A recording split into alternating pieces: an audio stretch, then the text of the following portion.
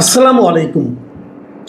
প্রিয় দর্শক, আপনাদের নিশ্চয়ই মনে আছে যে দুদিন আগে ভারতের সরকারের পক্ষ থেকে ভারতের লোকসভায় তাদের পররাষ্ট্র বিষয়ক সংসদীয় কমিটি যে প্রতিবেদনটা পেশ করেছিল, সেখানে তারা বলেছিল যে ভারতের মাটিতে বসে শেখ হাসিনাকে কোনো ধরনের রাজনৈতিক কার্যক্রম চালানোর সুযোগ দেওয়া হচ্ছে না।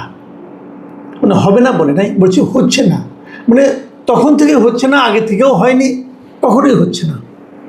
তো তখন প্রশ্ন উঠেছিল যে যদি দেওয়াই না হবে তাহলে উনি কিভাবে বিভিন্ন ইন্টারন্যাশনাল মিডিয়াকে সাক্ষাৎকার দিচ্ছেন এবং সেই সাক্ষাৎকারে উনি ওনার পরবর্তী পদক্ষেপ সম্পর্কে বলছেন।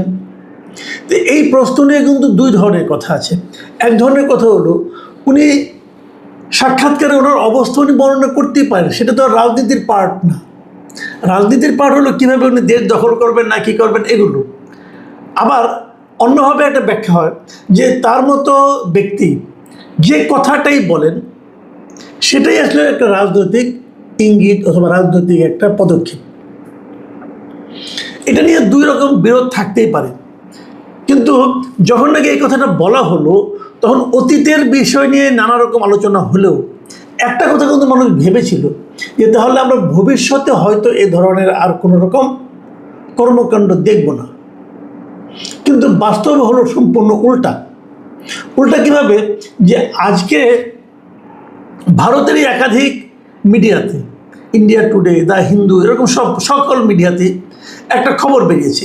সেই খবরটা হলো যে উনি আগামী 5 তারিখে, মানে ডে আফটার টুমোরো, পরশু দিন, উনি প্রথমবারের মতো ভিডিওতে আসবেন। মানে একটা অনুষ্ঠান হবে, সেই অনুষ্ঠানে উনি আগামী 5 তারিখে সন্ধ্যা 6টা থেকে 7:30 পর্যন্ত নয়াদিল্লির মাথুরা রোডে অবস্থিত স্যার মার্ক টালি অডিটোরিয়ামে একটা অনুষ্ঠানের আয়োজন করা হয়েছে। এই অনুষ্ঠানটার আয়োজন করেছে foreign correspondent club of south Asia, মানে FCC সাউথ এশিয়া। এখানে একটা ভার্চুয়াল অনুষ্ঠান হবে। সেই অনুষ্ঠানে ফিজিক্যালি অনেকে থাকবেন, যেমন আবার সাবেক যিনি শিক্ষামন্ত্রী ছিলেন নওফেল সাহেব, উনি থাকবেন, আরও অনেক সাংবাদিকরা থাকবেন। সেখানে শেখ হাসিনা যুক্ত হবেন ভার্চুয়ালি, মানে ভিডিওতে ওনাকে দেখা যাবে এবং উনি ওখানে ভিডিওতে কথা বলবেন। উনি যেখানে আছেন সেখান থেকে উনি সেখানে যুক্ত হবেন এবং সেখানে আরও যারা অংশ নেবেন তাদের মধ্যে শেখ হাসিনার পুত্র সজীব ওয়াজেদ জয় আছেন, আগে বলেছি শিক্ষামন্ত্রী মহিবুল হাসান চৌধুরী নওফেল আছেন, এবং ওখানে একটা কিছু বিদেশি বাংলাদেশি আর কি বিদেশি মিডিয়াতে যারা জব করেন সেরকম কিছু লোক থাকবেন। বাংলাদেশ হিউম্যান রাইটস ওয়াচের মহাসচিব মোহাম্মদ আলী সিদ্দিক, এরা থাকবেন। এবং এখানে আরও অনেকের নাম আছে, যেমন সাবেক কূটনীতিক নিরাপত্তা বিশ্লেষক আমিনুল হক পলাশ, রাজনীতি ও সন্ত্রাস বিরোধী বিশ্লেষক আবু ওবায়দা আরিন, হ্যাঁ, এবং বাংলাদেশ হিউম্যান রাইটস ওয়াচের USA-র পরিচালক শাহ মোহাম্মদ বখতিয়ার, এরা থাকবেন। তবে যে নামটা আমার কাছে খুব ইন্টারেস্টিং মনে হয়েছে সেটা হলো যে সাবেক ক্রিকেটার, আওয়ামী লীগ আমলের শেষ সংসদের সংসদ সদস্য মিস্টার সাকিব আল হাসান, তিনিও এখানে থাকবেন এই অনুষ্ঠানে। তো এগুলো অনেকটাই মানে আন্তর্জাতিক মিডিয়া, ভারতের মিডিয়া, আমাদের বাংলাদেশের মিডিয়া, সব জায়গায় কিন্তু একটা কৌতূহল সৃষ্টি করেছে যে প্রথমবারের মতো উনি ওনার ছবি মানুষ দেখতে পাচ্ছেন, উনি প্রকাশ্যে আসছেন। ভার্চুয়ালি হতে পারে, ভিডিওর মাধ্যমে হতে পারে, কিন্তু ওনার চেহারাটা দেখা যাবে এবং ওই চেহারা দেখিয়ে ভিডিওরভাবে উনি কিছু কথাবার্তা বলবেন। উনি কি বলবেন কি না বলবেন এটা নিয়ে মানুষের মধ্যে একটা কৌতূহল তৈরি হতেই পারে, এই কারণে যে উনি কিন্তু বেশ কিছুদিন আগে ঘোষণা দিয়েছিলেন যে উনি এই বছরের ডিসেম্বরের মধ্যে দেশে ফিরবেন। একা নয়, দলের শীর্ষ পর্যায়ের নেতাদের নিয়ে উনি দেশে ফিরবেন। এখন প্রশ্ন হচ্ছে যে এটা নিয়ে আমরা আগে আলোচনা করেছি যে উনি কীভাবে ফিরবেন, ফিরলে কী হবে, কি হতে পারে, সরকার কি ভূমিকা নেবে, এখানে অন্য যারা আছেন বিভিন্ন রাজনৈতিক দল তারা এটাকে কীভাবে নেবেন। এরই মধ্যে অনেককে দেখলাম বেশ মানে অহংকার করে বলছিলেন শেখ হাসিনা জীবনে দেশে ফিরতে পারবেন না, ওনার লাশও দেশে ফিরবে না। আমি নিজেও একসময় মনে করতাম যে উনি হয়তো আর দেশে ফিরবেন না, ফিরতে পারবেন না। কিন্তু এখন অবস্থা দৃষ্টিতে মনে হচ্ছে যেন সব কিছুই চেঞ্জ হয়ে যাচ্ছে।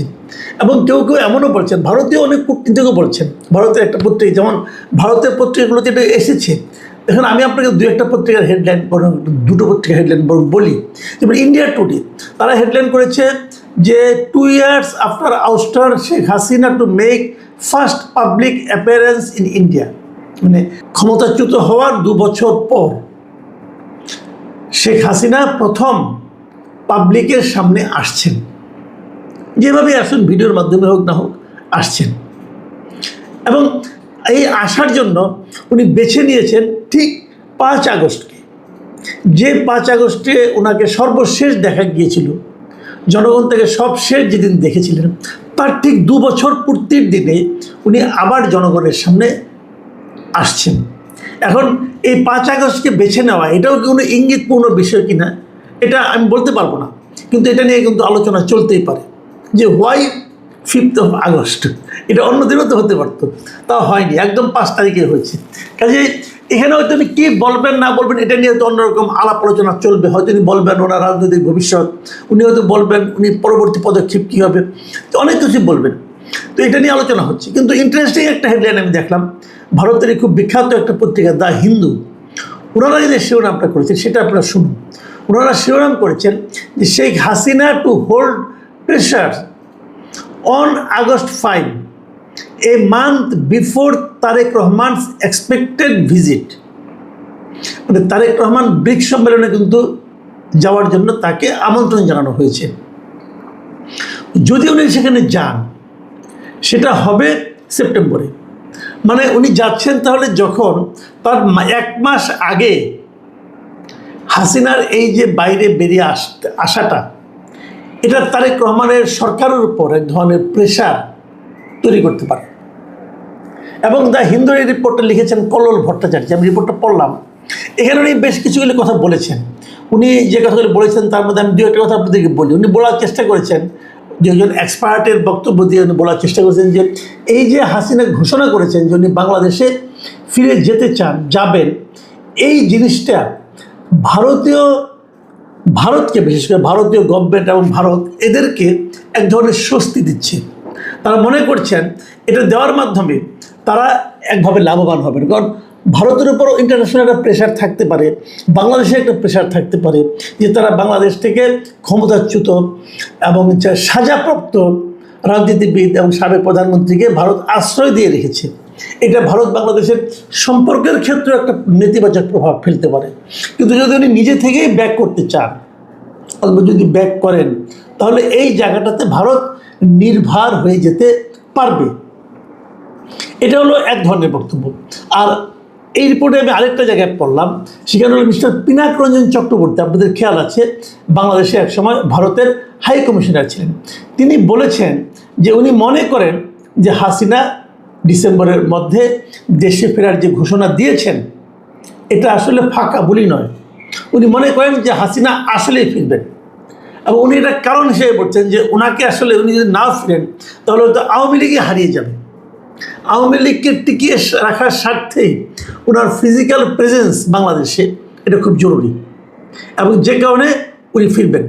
এবং উনি আরেকটা কথা বলেছেন যে তার অ্যাগেনস্ট, তার বিরুদ্ধে কোনো ধরনের লিগ্যাল যদি প্রসিডিওর গ্রহণ করা হয়, লিগ্যাল কোনো রকম ব্যবস্থা নেওয়া হয় যাতে নাকি উনি ফিজিক্যালি ওনার কোনো শারীরিকভাবে ওনার কোনো ক্ষতি হতে পারে, সেই বিষয়টা নিয়েও কিন্তু ওনাকে চিন্তা করতে হবে, তারপর ওনাকে ফিরতে হবে।